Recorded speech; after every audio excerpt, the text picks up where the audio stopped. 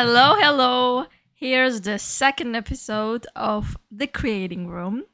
It's been a while I didn't record anything because I feel like in the first week I was burned out a bit. I was so excited. I had a lot of things to say, and then my throat was sore, my brain was numb. So let's just take it easy. Let's give it a shot, I said to myself. And every week I'm gonna try to make an episode and me getting to know how to do the edits, how to record stuff, what to watch out for, what are the things I need, and also building the business was the part that it was getting too much. But I'm pretty excited. I'm excited about everything that's happening, everything that is on the pause for now. People's reactions, people's support, the subjects we're talking, like it's also exciting. So, welcome to the second episode of The Creating Room. In the first episode, I mostly talked about my childhood, how I realized I loved creating, my connection to music, the other things, how I was finding my way in life, and the first experiences of creating and inspiration. And over the years, of course, it changed. Some ways I lost it, some days I found it, some I tried to express it. And I remember one time I wrote down like I wish we never understood the music. I wish we never understood the art. So I had a period of my life where I was like, maybe when I was not expressing it exactly, maybe that was a little mystery to me. And I was just catching what I could. I was grasping the little magic that I could. It was the best times because also it was a surprise. Also, it was excitement, a lot of things, but not knowing when it would come, but appreciating any time that it would show up. That was the thing. But today, I think I balanced it out where I know how to create it, but I also always leave a little bit of surprise element. Like there's always a little bit of magic. And I believe that you need to create a life that is magical, to create a limitless life, you need to have a limitless brain, limitless mindset where you need to be a little whimsical, a little crazy. So, yeah, I think in the first episode, I talked until the point where my physics teacher said to me, "You are special and you need to do something about music." So I was so excited. I remember I had three best friends that were with me along my whole journey, whole childhood, all of our schools, all of our troubles. We were always together. And they were the first people to get to know the things I wrote, the things I tried to translate to English, the things I wrote down with my little guitar. They were always with me. And one day I came to school and my teacher told me, "Okay, I'm just picking you up and we're going to the studio and you're gonna go and sing them your songs. So prepare your songs." So I went home. It was the day before. So I went home. I picked up every little scrap I could find, every little thing. Also, I was really not organized about like my creatings. And to this day, I'm still trying to be more organized, be more mindful about it. But it's, yeah, when you're like really in the moment, spontaneous, you don't know when it's gonna come, when it's like a little magic moment, you really don't know. Like I would pick up the piece of paper and I write it down and I would leave it somewhere, or I would write down on my computer, but which file God knows. I would write down on my phone and then I would lose it, or I would like remember a word, so I would try to search it. Still to this day, this happens to me where I write down mostly to my phone, I would say, because it's the quickest thing and it's the thing that's close to me. And sometimes it happens in the moment where I'm talking to someone or I'm with someone and I don't want to be weird about it. So I'm like, I just act like I'm texting someone or I'm just searching for something. And meanwhile, I'm just writing down the thing that inspired me. It can be something, it can be nothing, but I like to keep these little words, these little sentences, little feelings that I felt. And most of the time, they turn out into a poetry, a song, a story, something I want to share, something I want to add on my blog, so whatever. It can be anything, but it's always like this. So that day I was going crazy, picking up every single thing, And I think I didn't say it to my family. Like, my family was definitely unaware of what was happening. And I knew that they were scared that I was gonna leave everything, leave the school, not really like study or be more focused, but I was gonna lose my focus just to be in music. And they were right. In hindsight, I was like, let's just go. Anyway, this was the most interesting, most exciting thing in my life so far.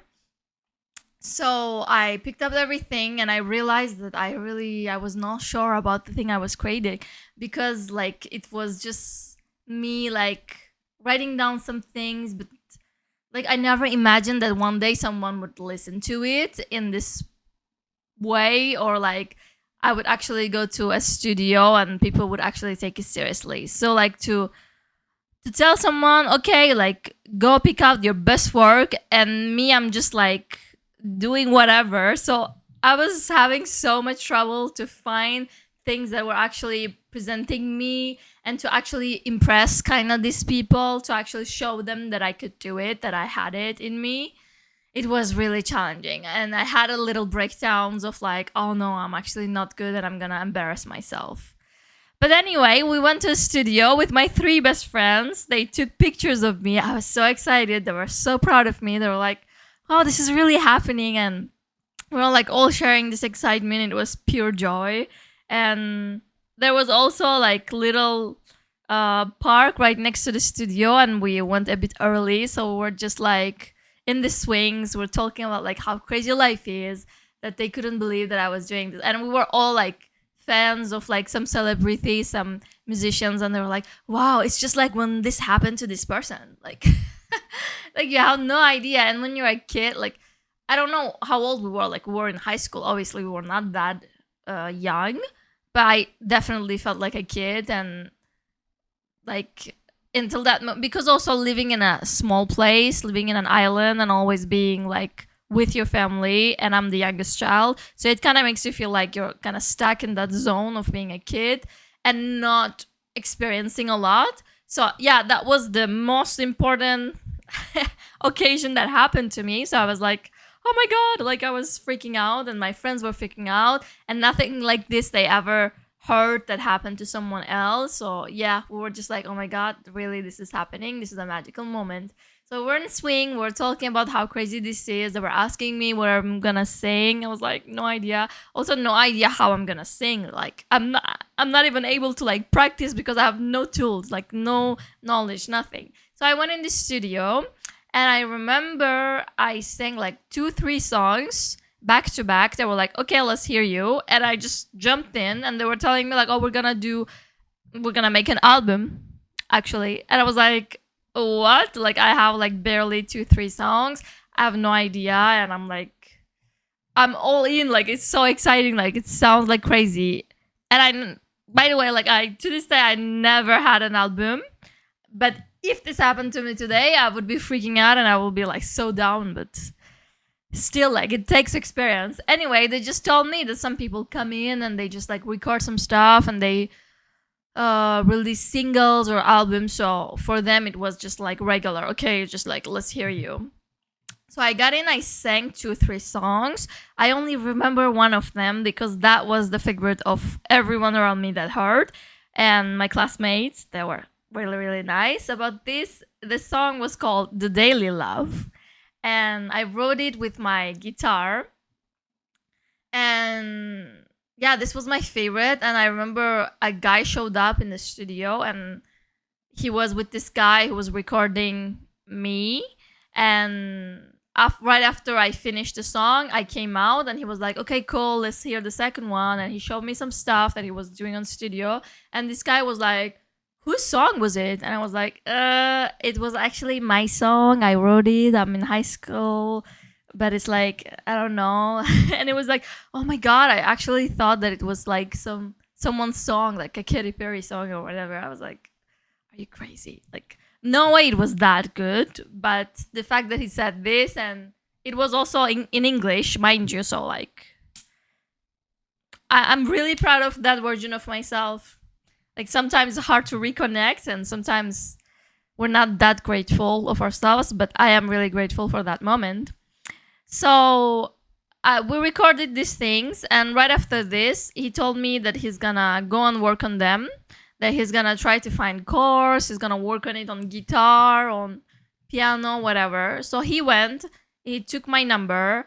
I left. Best thing ever. I shared some photos like you're my best friend. Like I'm with like a microphone and I'm saying like you're my best friend to the music, mind you. Like for me, my best friend, my self, like my escape, my everything, my best friend was the music. So I was like, it was meant to be.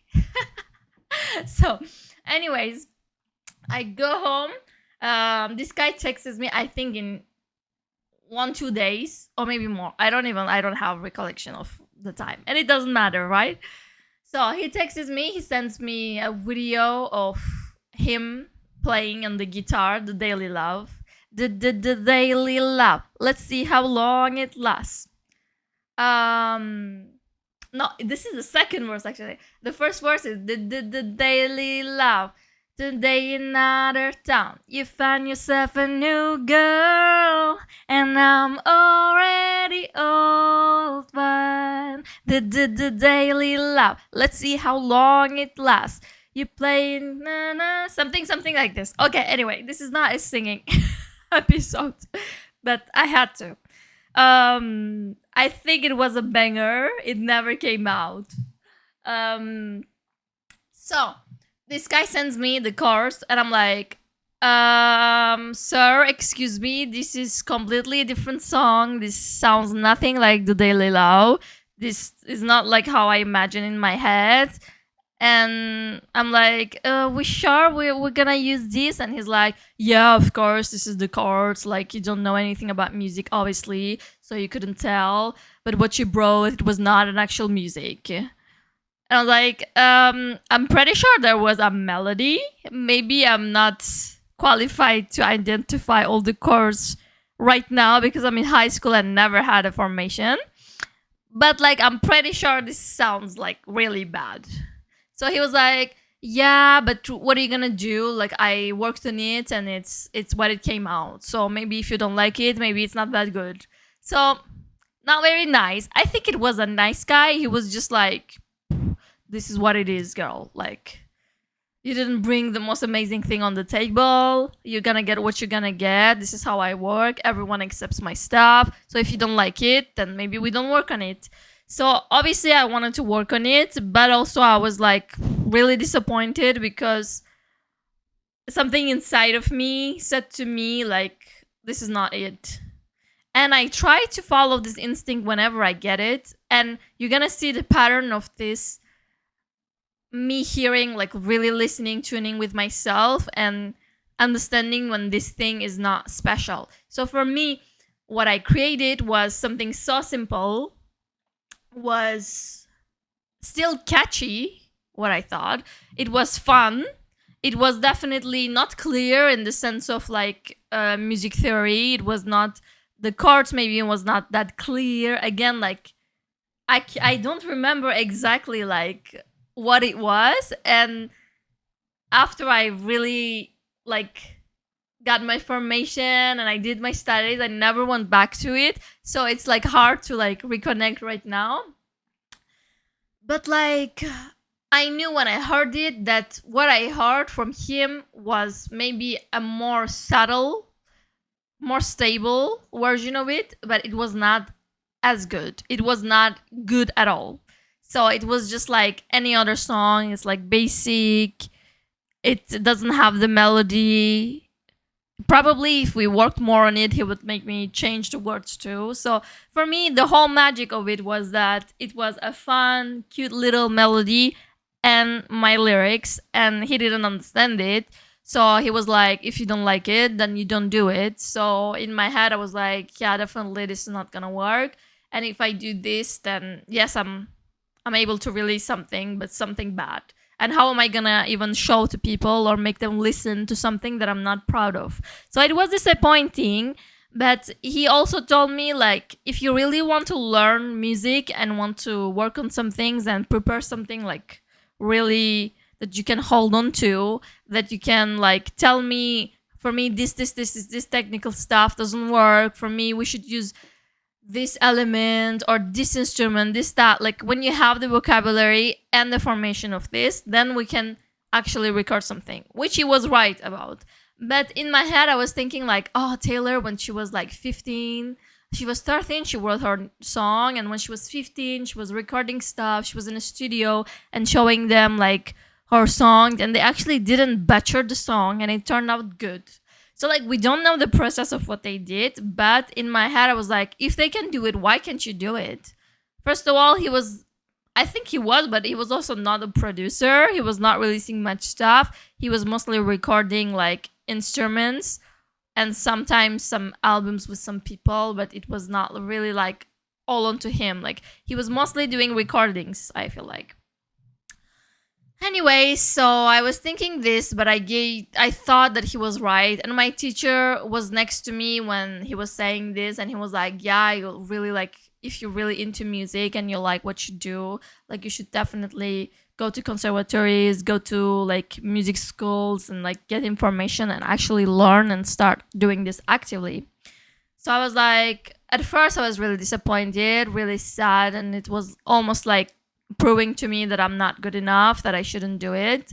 Because like the way he said it was really like tough. Like it was honest, but it was really like tough way to say it. It was too much for me to handle as a high schooler.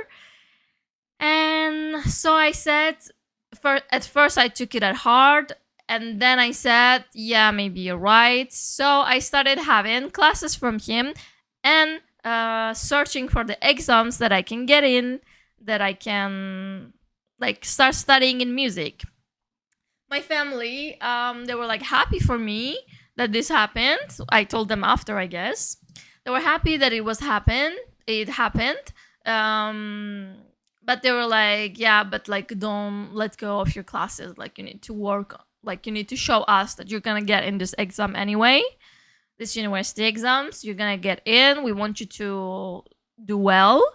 If you also want to do this, show us that you're working on it. So I had to work as hard in both of them to show them that I am still responsible, but this is what I want to do. So I did. I got in the exam and I passed the first level. The second level was you're supposed to make your choices, and I chose random places like the highest like grades, so they wouldn't actually pick me. And in the exam, the second exam, I was like completely let go because I showed them like the first one I can pass, so the second one doesn't that matter that much. Anyways, and at the same time, I prepared to go to the music exams. So my mom, my dad, they would drive me after school sometimes on the weekends. It's my cat. She just came meowing. Come, baby. You can come, baby. Yeah, they would drive me after school to get this education. I got solfege lessons. I got a little bit of piano, a little bit of guitar, a little bit of singing, and also like got to know their experiences. So they were giving me advices, giving me some stuff, preparing me for the exam, and like what are the different parts of the exam that you're supposed to show them. But anyways, in Cyprus there was no conservatory in the end. There was only music teaching in 2-3 different universities, and they're all private schools, and you're supposed to get in one of them. And they also have their separate exams where you get in, like you just need to do the formal stuff. So anyways, I did this at the same time and passed the exams. I was happy to have passed. And then I chose one of them, and then I changed and I went to the other one. When I went to the first one, it was a school in the nice city, but the music teaching was a really new concept for the university, and they didn't know much, and they hired this one guy, and he was taking care of everything basically. He had his education on America, whatever. So he was just like finding some of his friends in Cyprus that he could find, so they can give like different subjects. So one of his friends was a flute teacher that was a really nice woman, that was really like someone that taught me a lot, someone that showed me the road. Um, so she was supposed to create a class for herself, but there was no flute student, and flute was not really known in Cyprus, so there was not many people wanting to play. So me, I was in singing and guitar. So because came in with the guitar, they just put me in the guitar section. But the guitar teacher was this guy, the the responsible of all the classes. And he told me, "Oh, I want to accept people who actually had like classical guitar experience and who worked on it for years." Weird, because you just accepted me and then you're like, by the way, you don't play guitar. But I don't know, I was like really agreeing with everything. I was really like silent, being okay, being trying to be nice and just like not to poke an eye. So they told me, there's an instrument called flute and you should start doing it. And so everyone that got in and passed that year, there was 3 people, including me, and they all put us in the flute class. But then they told us, by the way, you need to also buy a flute because we don't have one. So then I told my family, and then we have to buy a flute, which is really expensive, but we did it. So we started with like blowing in the head joint and stuff, and I was the first one to make a sound. I was so happy, and I took this as a sign, and my teacher told me that my face and my anatomy was really like adapted to flute so that I could do really good things.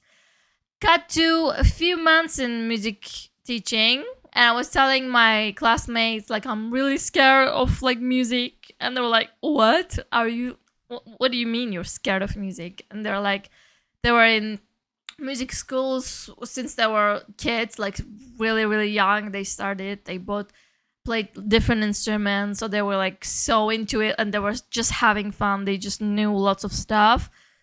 And me, I had no idea. So I was like, I'm really scared. Like, I'm really anxious. I don't know what's going to happen. I have no idea. I have to learn everything from zero. And I was an anxious child already. So, like, I don't know. My first experiences in music and in flute was really nerve-wracking.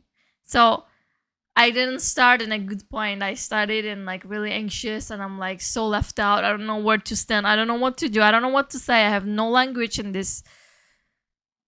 this world. Like, I really didn't have the tools to get through things, to manage things. And also, this is one of my critics about music and music schools overall. Conservatories, they're basically the same, because like to get in these schools, of course you have an exam, you have a performance, and you prepare yourself. But you prepare yourself for the performance, you can't really prepare yourself for the mental labor that gets into. You really don't know what you're putting yourself into. And in the exams, they're mostly like positive and they're accepting, and they try to support you because they know you're gonna be anxious, kind of. In my experience, most of my exams were good and they were really trying to help me, and I was really like struggling to stay calm and show what I can and show myself and perform in the best way that I practice. So yeah, the most of the exams were really good, but once they accept you, then they expect you to know everything all of a sudden, like in a magical way, that you get in and you settle down and you know everything that you need to perform the next day. Or like, it was really like not matching the way you are getting in the schools and the way they expect you to perform and continue and learn. It was really a fast, I would say, like really really fast way to jump into something, like literally jumping into music. And they expect you to start swimming, and if you're like struggling, they're like, what do you mean you're not doing it? Like, you're not practicing? No, but you started at a really late point, and to get close to that thing, that goal, it takes so much longer. And really, music education is something that takes a lot of time. And sometimes I would have like teachers that would tell me, oh, like maybe this piece is like too much for you, for your level, and maybe you can play it like next year. And I'll be like, what do you mean next year? Like, it's too much? Like, no, there's no way I'm doing this next year. So I'm gonna start working every single day. Like, I'm gonna prove it to you that I can actually do it. And then I would prove it, and I would like practice really my ass off, and then I would go and be like, you see, I actually played it. And they would be like, I didn't mean like you couldn't play it in a practical sense. You couldn't play it in a like with the right style, with the right articulation, with really the feeling, with the quality of the sound that it takes time to settle. I didn't say you can play the notes, but I said to reach that capacity of the technique it takes to really feel like you know what you're doing. It does take a year. And I would really like, it would pass a year and I would play that piece and I would be like, oh, okay. All right. I see your point now. So it's really interesting. Like, it really takes time. It really takes time, takes energy, it takes motivation, it takes a lot of reading, a lot of listening, lots of experience and different things, and it all comes back together one day, and then you really can be like, wow, it sinks in. Anyway, I'm talking a lot today. Is it gonna be the longest episode ever? So right after this, so this teacher was really paying so much attention to my flute education, and she was telling me that I was really good at it, that I should continue. And she did introduce me to another teacher from Turkey who came for a masterclass, and that was kind of how I started to concentrate myself more in flute more than music teaching, because I was enjoying music teaching. There was lots of instruments. We also had like lots of pedagogy, like teaching classes, like teaching psychology, and I don't know, some science behind it, some different classes, some crafting classes, because sometimes you work with group classes and with kids. So all of these classes, everything was interesting for me. It was just not clicking to me. I was still like, no, I'm never gonna teach. I'm always gonna play flute, or like I'm always gonna play instruments. I'm gonna sing. I love music. I don't like teaching. Why would I teach? It's boring. I was like, this is not for me. I'm just doing it because there's no conservatory, and eventually I will be in a conservatory.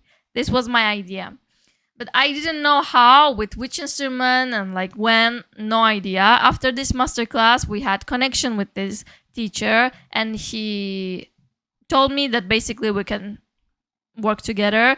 But for this, I had to go to Turkey, and I was still in the university, and my parents were like, no way. And they were also like really scared to send me somewhere else to have classes. It takes lots of crying, lots of begging, lots of trying to prove them that I am working, that I'm like, meanwhile, we're still in contact with this teacher. I would send him like voice messages, videos of my practices. We would talk about flute and practices and what I should do and how I should move. So it was really helpful, but in my head I was like, I really can't wait to like really go and take the classes. And after lots of begging and crying and help of my sister to explain them that it's gonna be okay, that it's really for my education, that I really need it, that it's what I want, what I work for, they were like convinced. They were like, okay, like we support you, but like be careful, kind of. So I would go to this music school, and at the same time, every month, I would say every 2 weeks, every month, it would depend. I would go to Turkey to have classes in this conservatory, and seeing all these other people that are actually in conservatory and the way they were having classes, having master classes, going to concerts, the way they were practicing and their discipline, it was another level. So I was like, oh, this is how it works. This is what I should do. So I was kind of in between. Like in my heart, I really wanted to be in this conservatory, and I would really like. I was intimidated for sure, but it gave me so much like motivation to do the same, because I would see the results and I would really be like, wow, this is really cool. Like to dedicate yourself. Like I knew that I was someone like this. I just didn't have the thing that I was really that passionate about, that I really wanted to work with that work ethic, really like sleep with it, wake up with it, eat with it, sit with it, like to dream about it, to actually work on something and dedicate my life in it, and to be able to like play in this level. I really I really wanted that, so I kept going for these classes and until the end of my education actually. So it's crazy, like it's 3-4 years of doing this back and forth, and also like working with different teachers privately and working with some of my classmates who would like stay late and teach me stuff because I had no idea even like rhythms. My rhythm was also like really really bad at first. So I had to take a lot of information and experience and tips and different ways of practicing because I had no idea. And after this, I finally finished my university. The same year I finished my university, it was 2020, is the same year I got in the exam of the conservatory in Turkey to work with this teacher. And it was, at the time, it was a really good conservatory in my eyes. So I really wanted to go there. And that was the thing. And I was practicing every day for 8 hours. And it would go more and more and more every day, that I would like really obsess about it. I would write down everything I practice and I would try to motivate myself in the best way and also keep going. But it was really exhausting. But my teacher told me, like, for the first time in your life, just let go everything and give your potential a real shot. Like, give yourself a real shot. And he would always say, like, this was for me. I still keep it in my pocket. We don't work anymore together, but I still keep in the pocket everything he said. That he would say, someone who practice, sometimes someone who puts effort every day in their lives to do something, is someone who's taking care of themselves. Like, self-love is not sitting there and lighting your candles and being in a meditation and a yoga posture and always like, or I don't know, like going in the mountains and meditating and like completely being cut out of life. It's not this. Like, self-love is actually doing stuff that you know is gonna benefit you in the long run, that you know is gonna make you feel good, that you know is gonna give you a good life. And this is so true, I think. And I would say this to my own students, that if you actually love and care about yourself, that you should put on work for yourself, especially in the beginning years of creating a life, creating a job, and in your education. It's really important. And this is one of my, I don't know if it's luck, it's definitely lots of work and dedication, but it's also a principle that I got from my family first and then from my teachers and from everyone I met along the way, is that education is important and we should always respect teachers because they're doing something really, really holy. For me, like, it's really something sacred, and whatever they give you, you really take and you try to make the best of it.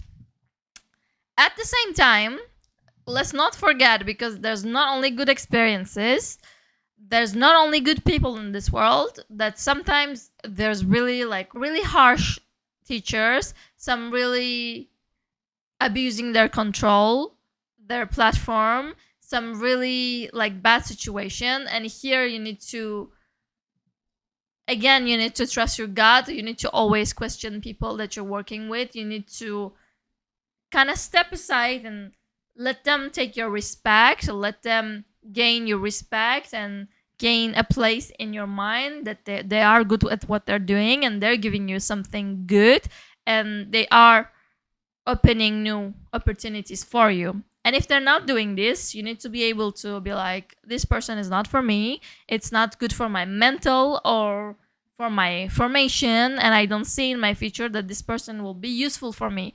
And both are okay. Like, saying that this person is someone that opens good doors for me and it's really useful and it's really working for me is great. And also saying that this is not for me, this is not in my way, I need to do other things, I need to find different people and different tools, people who believe in me, people who sees me and also pushes me on my like limit to prove myself, is important. So after I work with this person, there is a point where I came back to Cyprus, and I had some experiences in working. I started working with kids. I started giving music atelier. I started giving flute classes. I started searching for new schools, new places, the things I can do. But yeah, this Turkey time where I was practicing a lot with this teacher, I was really taking any information I could get, and I really appreciated it. I was really grateful at the time. I was reading so much, I was watching so much. Even in my dream, I would be playing. I would wake up at 7, 8 in the morning every day, and I would go in these tiny rooms and I would practice until the midnight. And in between, I would have classes, and in my free time, I would watch other people's classes and take notes. And to this day, this is the base of my teaching. Everything I saw, everything I experienced, the eye that I started to have for students and their needs, and how I can contact with them and how I can teach them stuff, and also going to different concerts and master classes and working with different people at the same time. This really showed me, this really built me as a flutist and as a teacher. So I'm really grateful about this time. But after this, I went to Cyprus and got a little bit of experience in teaching and also working, like for the first time, like starting to work. So this was really important because that was the part that was missing. Until that point, after I finished university and I went to this conservatory, I stayed there 2 years. Like I was getting to a point where I was like, I had no work experience whatsoever. So this was really stressing me out because I was getting all this information, working on different things, but there was no result. I was not getting any money. I was always depending on people and my family. And at one point, you start to feel like a little useless. Like you know that you're working so much on some stuff and you know that you're doing good stuff, but you also feel like a kid still, like a student forever. So yeah, I think I'm gonna stop in here because I already like spoke about a lot of things. I would like to remind you, really choose people that is good for you. Trust yourself, trust the feeling in your body whenever you feel like something is right or something is wrong. Know when to stop when things feel wrong. This is not what I want for myself. Know when to say this, know when to be in the right room. But don't stress so much because sometimes you will be in the good and the bad rooms and you will still survive. Like there's always a timeline, and timeline is not in your control. You control what you can control. You try to do your best, but don't stress yourself to always try to make the good choice because either way it's gonna happen, and either way it's gonna end when it's gonna end, and it's gonna work for you. And somehow it's gonna teach you stuff. Like I remember sometimes people would tell me in different eras of my life, Laden, I think this is not good for you. Laden, I think you're doing it too much. Laden, I think you're obsessing too much about this. Or like anything, like anytime people were worried for me, I would be like, no, no, no, guys, like I really know what I'm doing. Like I'm gonna be fine. Just let me do this. Like I know, like it feels good for me. Or like, I don't know, with the information I had, with the feeling I had, I would be like, no, but I'm really improving. I can feel it. It's getting better. But sometimes it's like, it's good to listen to people too. And sometimes you try, but you still can't. And that's okay too. But not always the information or the education is important. Also, your mental health is so important because if there's no you, there is no stuff you're gonna create. If there's no you, there is no stuff that you can teach to people. There is no you, there is no performance. There is no you, there is no music coming from you. So you is first. Taking care of you is first. It took me so long to understand this. It took me so long to choose my people around me, to choose people that can work with me, also can protect me, also can respect me, that also can understand this because they're also doing this for themselves. And this is also important. If someone is not taking care of themselves, they will not understand your boundaries about this. They will not understand that sometimes you will need time, you will need rest, you will need some time away to get the fresh air in your head and to sit with the ideas and do what's best for you. They will not understand how mental health matters, and they would push you into your limits because they are doing this to themselves. So it's important to separate it. Like, it's important when someone says something and you can tell, is it about you or is it about themselves? Are they giving you clues about how they are living their lives? And you can see this, and if it's useful for you, you can use this, but you don't have to take this as your life because it's not yours. It was not your decision. They just came in your life and they will show you some stuff, some good, some bad. And there's always time where you can say, okay, I think I've had enough here. I respect you. Thank you so much for everything you've given me. And now I need to move on with this because I think there is more to it that I can get from different people. So that's okay too. Like, there will be teachers, there will be relationships in your life as friends, as family, as romantic relationships where people would come and go. And I'm not saying like leave people, but this is always an option. Like, there is no, you're with me forever, we'll ride and die. I think there's no romance in this. I definitely used to think there was when I was a teenager, when I was younger. I think to have the option to always leave and choose what's best for you, but still choose to be with these people because you think it's right for you, is the most romantic thing you can do for your life, is the most important thing, is the thing that counts. Because you're not staying here just because you need them, just because you're clinging on them.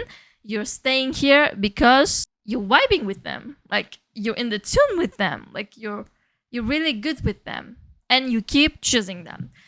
So yeah, I think that's basically all I'm gonna say today. If you have questions, definitely send me or comments or ideas.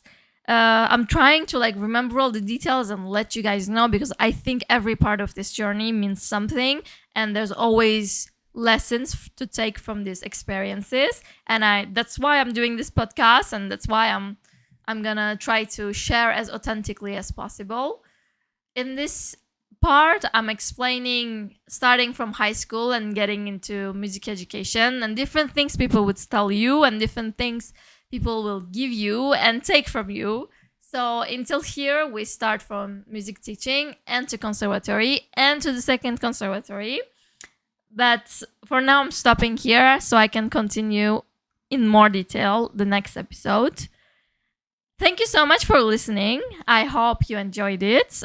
I definitely felt talkative because I took time to rest. And so that's the one lesson we can take away from this. It's great to create and it's great to give it a rest so you can create more. Thank you. Have a good day. See you in the next episode.